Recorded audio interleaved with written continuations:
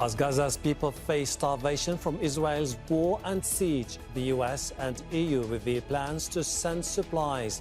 But the US and EU countries have also been busy supplying weapons to Israel. Will their new initiatives help Gaza, or are they just a PR exercise for US President Joe Biden and his EU allies? This is Inside Story.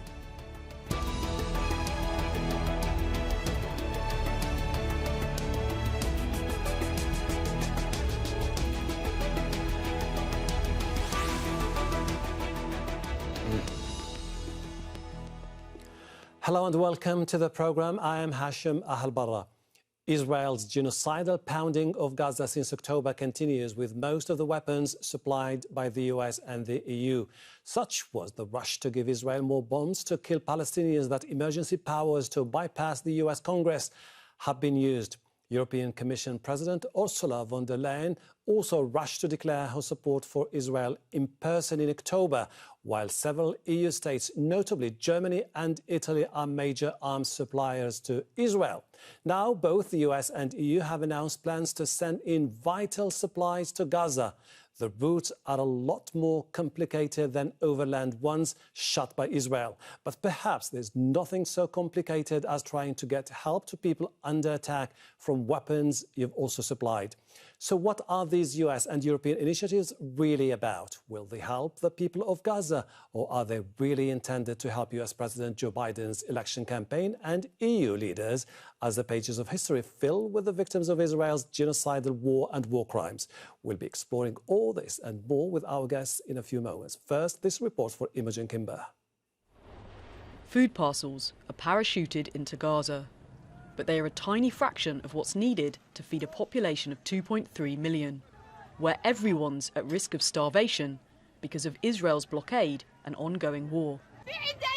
I have babies. I want to feed them. It is shameful. Shameful.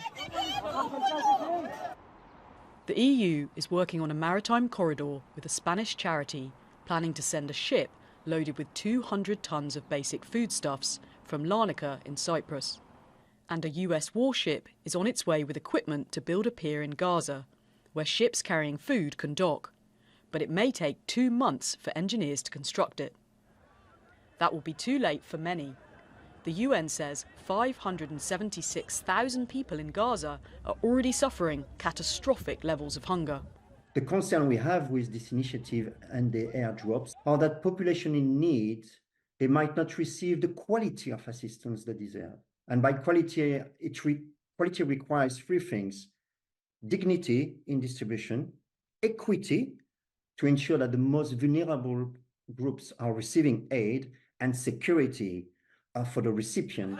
The UN says airdrops are costly and ineffective, and that airdrops and makeshift harbours are usually a last resort when supplying aid into enemy territories, which Israel is not to the US. Why is the United States providing bombs and ammunition and financial support to a government that has stated its intent to starve civilians, and so giving Israel no restraint, no substantive constraint on money and weapons? It's almost incomprehensible. Fakhri suggests that the US airdrops are aimed at pleasing a domestic audience with an eye to upcoming elections and won't stop Gaza starving to death. The US supports Israel financially and supplies weapons and military equipment. The White House recently pledged an additional $17.6 billion for military assistance. Instead of saying they will build a port, stop providing the weapons they throw at us. American weapons are killing our kids. We don't need aid from them. We need them to stop the killing. Israel denies blocking at least 2 land borders with Gaza, but aid agencies say delivering aid under bombardment is impossible, so only small amounts of aid enter the south, with barely anything reaching northern Gaza. UNRWA says that an average of 97 trucks were entering Gaza daily in February. At roughly 20 tons per truck, that's a little over 1,900 tons daily. The agency says just to meet people's most basic needs, there needs to be 500 trucks daily. That's 10,000 tons of aid every day. That can only happen with a ceasefire. Until then, people will continue to starve to death. with 335,000 under 5-year-olds being the most vulnerable. Imogen Kimber, Al Jazeera for Inside Story.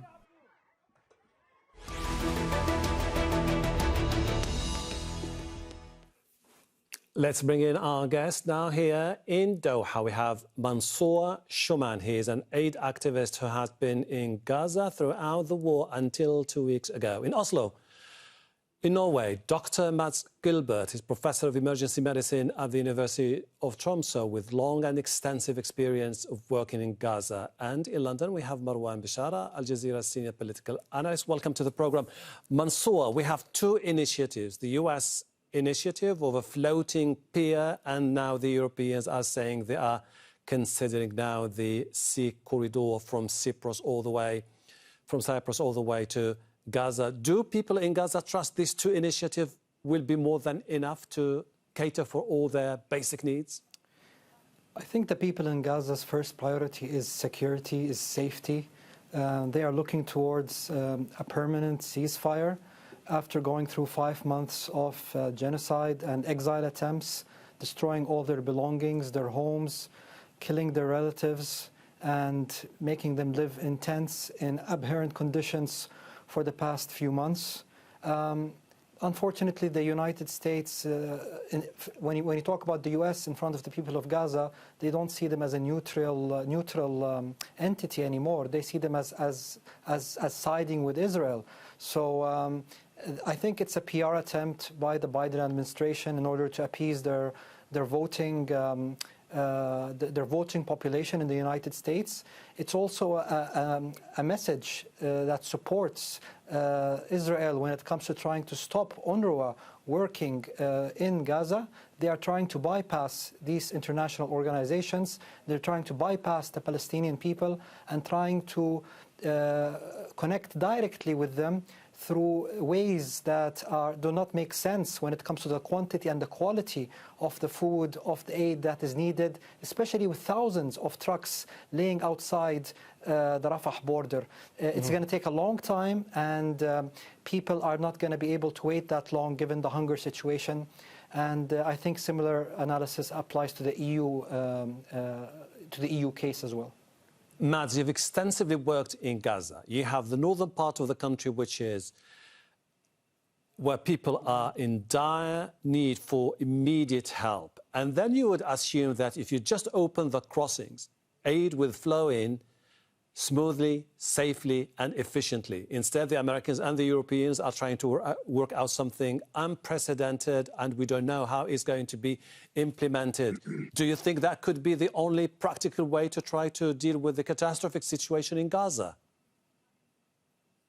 To build a seaport by the US is definitely not a way to solve the problems of hunger and the use of hunger as a weapon, as we see now by the Israelis. Absolutely not. It's absolutely the contrary. I just spoke to one of my young colleagues in Gaza, who is staffing one of the welcome points that they have established in southern Gaza to receive the people who are displaced from the north. And he said, this is only part of a political game. It is a very bad solution, he said, because it will force hungry people to this port. And that will be a new evacuation point of people to leave Gaza. It will create the structure for a new Nakba situation. And the Palestinians in Gaza, they know that leaving Gaza is a one-way ticket. So neither will it solve the immediate demand for helping out with the hunger, nor will it create any type of security for the Palestinians in Gaza, nor will it provide enough food. And the point is, there is enough food. It's sitting at the Rafah border. It is sitting at the crossing, thousands of trucks. Just open it, just lift the siege of Gaza, and this can be solved in a minute. And Biden never tried to have the siege lifted. So this is such a double standard. It makes me sick to the bone to hear it, because it has nothing to do with caring for the hunger, for the wounded, and for the needing people of Gaza. This is a political play, and it's more dangerous than nothing. Marwan, a genuine attempt to provide help for the people of Gaza, or more of a PR campaign by both the Americans and the Europeans? Well, I don't know about genuine. It could be desperate. That's one explanation. that the Biden administration is desperate to do something, anything, that will give the impression that it does feel for the people in Gaza, considering that the Biden administration has been complicit in the unraveling genocide in what is going on in Gaza. Notably that more than 4/5 of the ammunitions, of the bombs used by the Israeli army in Gaza is American. So America is implicated. And I think after 5 months of war crimes, of war on hospitals and children, of residential buildings, I think slowly but surely the Biden administration understands that not only it's implicated in the war crimes, that perhaps it is implicated in genocide. And there is a starvation policy on the part of Israel. It is trying to create famine in order to pressure Hamas into compromise.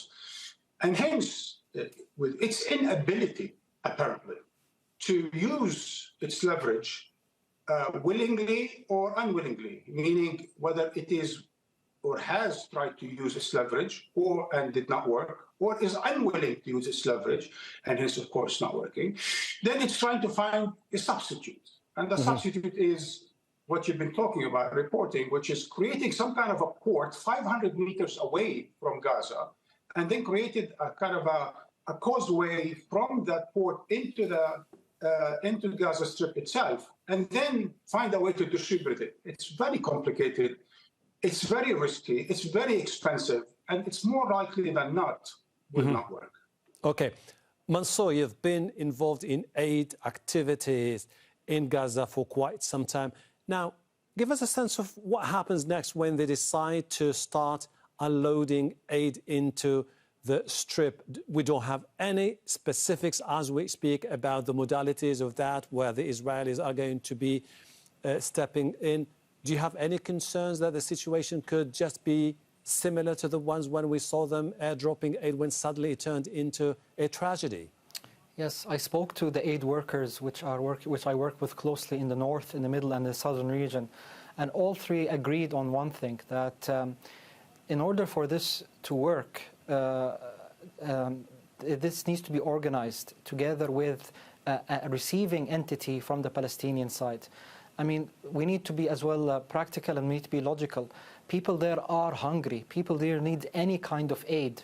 And what they're going to try to do, I think, is they're going to try to organize themselves in order to make sure that if this is successful in any way, even if we receive a few tons of aid, that people do not go ahead and run over each other and try to fight over a few tons of aid here and there.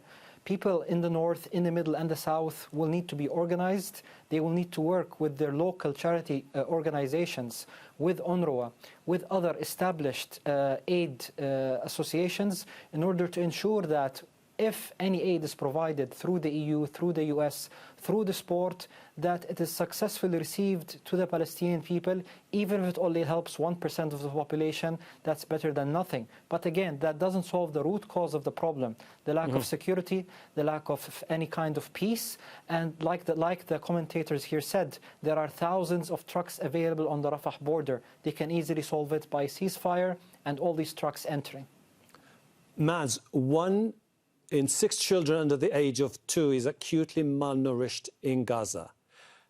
As we speak, the Americans, the Europeans, and the Israelis did not come up with a specific plan about how they're going to gather that aid, vital supplies, medicine, food, and then how is it going to be distributed, where the Israelis are going to have a bigger say, what will be the reaction of the desperate local population. Couldn't this end up becoming a disaster? Yeah, it is already a catastrophe. It is a disaster. It's an avalanche of human suffering, which is man-made 100% by the deadly coalition between Israel and the United States, as Mansour just said. So we know already, because Dr. Youssef Aborish, the Minister of Health in Gaza, said 2.5 months ago, he said that the triangle of death in Gaza now, it is hunger, it is lack of water, and it is disease. And we know from the investigations that have been done that the number of kids below 2 years with life-threatening diarrhea is now 70% of the kids. It's 23 times more than 2 years ago when this was last investigated. So there is no time to wait. That's the point. These kids are starving. Yesterday, the Minister of Health reported 18 deaths from starvation in Shifa Hospital. This maritime port will take maybe 30, maybe 60 days to be built. And at the same time, there are thousands of trucks with food and water standing waiting. So the problem here, the real political problem for Biden and the US administration, is that they don't have any leverage on Israel by just talking. What they have to do is to say no more bombs, no more money until you open Rafah and end the siege of Gaza. Because in the meantime, while we are discussing and drinking coffee and eating in our homes for breakfasts, the kids in Gaza will be dying. So it is an immediate need for food and water and to treat the sick and deceased ones. Actually, Dr.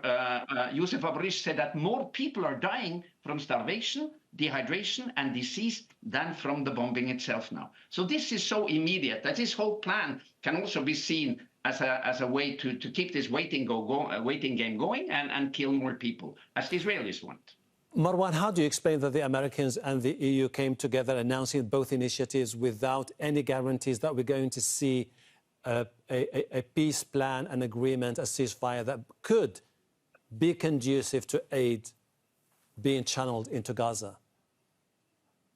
Yes, that's precisely why I said it's a desperate move. I don't think it's well thought through. I think Biden decided at one point, after a number of steps, to pressure Netanyahu into behaving like a human being, and failing to do so, he then basically acted desperately, such as proposing this kind of a way of dispatching aid to Gaza. He started with parachuting, and now there's the port. But clearly, President Biden, after dispatching Blinken and failing, his Secretary of State, after unleashing Kamala Harris, his vice president, and failing, and after bringing Gantz, the war criminal general, in order to put more pressure on Netanyahu, and failing, after making a number of timid statements and not working, then he decided to do this, right? He basically come out to the open and says the Israelis are not letting the food in. They're basically using the humanitarian assistance as a bargaining chip. That is in by itself a war crime. Basically, the American president in his State of the Union had indirectly accused Israel of war crimes in Gaza, of starving people in Gaza as a bargaining chip against Hamas. So why is that all important, Hashim? And I think that sort of follows from what we've heard earlier from your guests. There is no logistical problem in Gaza. There is no, I would even say, aid problem in Gaza, even though the people in Gaza are starving. There's a political problem. There's a criminality problem. And the political problem is that there's a war that isn't going on, and neither Israel nor America would call for an immediate and permanent ceasefire. One. Two, America would not use its leverage, as Matt said, with Israel in terms of stopping the financial aid and stopping the military aid to Israel in order to force it to stop its inhumane policy, its war crime, its genocide in Gaza. Once Israel stops its inhumane genocidal policy in Gaza, everything else will follow. Because what we have there in Gaza is not a tsunami, and hence there's a problem in getting the aid in. There's a war that needs to be stopped. America can get Israel to stop it if it wants to. Mansour, you've been throughout the war in Gaza until 2 weeks ago. Give us a sense of life in the Strip just a few days before you left. Yeah, I left Gaza temporarily on February the 27th, so just under 2 weeks ago. And my last memories was being trapped in the city of Khan Yunis, especially on the western side of that city, while the Israeli forces were raiding the civilian homes and the population there. I remember for days, together with many other civilians, we were filtering well water using sand, using coarse rocks, using some cotton buds in order to ensure that we had enough drinking water to survive. Together with many hundreds of others, we were all fasting every day from sunrise to sunset, relying on one meal a day, which can be as little as half a can of beans for a group of like 6 to 7 people. The situation there is very dire. And we're talking about the south, which is supposed to be better than places like the north and the middle region. What is happening there is a genocide. What is happening there is unseen. I haven't heard or seen anything like this for decades. And I am still shocked that the governments of the world, that the United Nations, have not acted in any way to put a stop to it. Like your guest said, it is a problem that can be easily solved for the humanitarian crisis, for hunger. Ceasefire right now, open the borders, and I am sure that everyone will be happy to see that 2.4 million civilians are being well fed, are being taken care of from their health point of view, and hopefully the political situation gets resolved over the next few weeks. But hunger needs to be addressed as soon as possible. And this ploy of the EU and the US setting up this port 500 meters away, it's just a way to a Panadol, just a way to ease the effect, ease the pain, while they can solve the problem as soon as possible using other methods. Dr. Mance, the health system has been almost decimated in Gaza. Whatever happens tomorrow or in a month from now, will it ever be able to bring back the medical sector in Gaza to what it was before October the 7th? I'm sure. The heroes are the Palestinian doctors and nurses and paramedics and medical students and nursing students. They have been phenomenal. They have been the beacon of hope and the moral compass to the world, because they have never left their patients nor their people. They have been killed by the hundreds, almost 400 killed, hundreds arrested and tortured, and still they stand tall. They will start to refunction once we can reopen, restore, and repair the Palestinian healthcare system under Palestinian leadership. Let us not make the mistake that we turn Gaza into a beggar community, a dependent community like Afghanistan, because what we need is to support Palestinian sovereignty, and the hospitals are not that damaged. They can be restored once we have security for the patients and the staff, and we have a stop in the bombing. Now, for the question of this starvation weapon that Israel is using with the support of the US, I have to ask this question, because one thing we avoid discussing is the deep-rooted racism and colonial attitude that is governing both the EU and the United States, and of course Israel. How many Jewish children would Biden have allowed to be starved to death by an enemy who was incarcerating a Jewish community and denying them water, food, and medical supplies and bombing them? We know the answer: 0. And when you allow the Israelis, with the support of the US, to kill 12,500 Palestinian children and to starve them and thirst them to death, this is such a massive attack on our humanity, and it is such a disgrace for our civilization. And that needs to be at the core of the discussion now. We don't have another day to wait. We must act now to put pressure. And the only pressure we can put is political sanctions. It is the leverage to stop the bomb supply and the money supply to Israel and stop them from killing more people.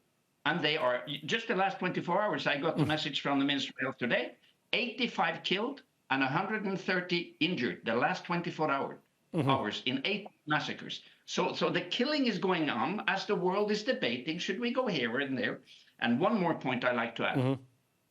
By omitting Rafah and Khmer Shalom as the 2 main entry points for the trucks, Israel can close off the fence completely in the south and then continue with their invasion and their massacres in Rafah, because they can point to that seaport entry and say, oh, go up there and get the food.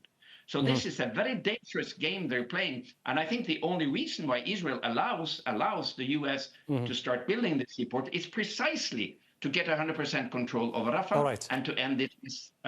Yeah, you see my point. Marwan, the notion of 2 aid initiatives, the Sea Corridor and the floating dock, create a sense of resolution, a sense of finally we're going to see an end to the conflict, an end to the war, and an end to the suffering of the people of Gaza. The Israelis, on the other hand, insist they will continue their offensive. The Rafah is just a matter of time before it starts, and that they are adamant on the need to destroy Hamas. Both notions of aid, on the other hand, no sense of vision about what happens next in Gaza. How do you see it? You know, I actually, well, maybe perhaps because I'm a bit skeptical or too skeptical, but I actually see it going in the opposite direction. I think the Americans understand that this war is over, meaning it cannot achieve its objectives, and now it's just basically killing people for no good reason whatsoever. For 5 months, the collateral damage has been the population of Gaza, the people, the children, the women, and so on and so forth of Gaza. Hamas was a collateral damage. The real target has been Gaza and its civilians, and the collateral damage has been the fighters in Gaza. And I think Israel's inability to achieve its objectives, but its insistence on continuing with the war, necessitated that the United States must do something in order to keep up the appearances of being holier than thou, humane and humanitarian, and try to help the situation in Gaza. Now, the thing is, right, that instead of going through Cyprus, Larnaca, and so on and so forth, and 350 kilometers away from the shores of Gaza, they could have sent the same aid to Ashdod or to Ashkelon, 12 or 18 kilometers from northern border of Gaza. That's within Israel. Because Israel today apparently will be inspecting all the cargo that will leave Cyprus to Gaza. It could have done the same, but in Israel, in southern Israel, and the trucks could have gone easily into Gaza. Mm-hmm. Problem here, the inside story, if you will, right, mm-hmm. is that there is a racist Israeli government that actually want to starve the people in Gaza, want to create the conditions for ethnic cleansing. It wants to push the people out, if it can, by whatever hook or crook. And hence, although it can get the food into its own ports and deliver it to Gaza, it won't. And that's why the United States is acting so desperate. I see a point. UN aid agencies are saying that an estimated 300,000 people trapped in the northern part of Gaza still face delicate situation, no food and clean water. WFP is suspending operations there because it's saying basically it's just not safe. Gentlemen, we're running out of time. I really appreciate your insight. Looking forward to having this same conversation with you in the near future. Mansour Shuman, Dr. Matt Gilbert, Marwan Bshara, thank you. And thank you too for watching. You can see the program again anytime by visiting our website, aljazeera.com. For further discussion, go to our Facebook page. That's facebook.com/AJ Inside Story. You can also join the conversation on X. Our handle is @AJ Inside Story. From me, Hashim Al-Barra, and the entire team here in Doha. Bye for now.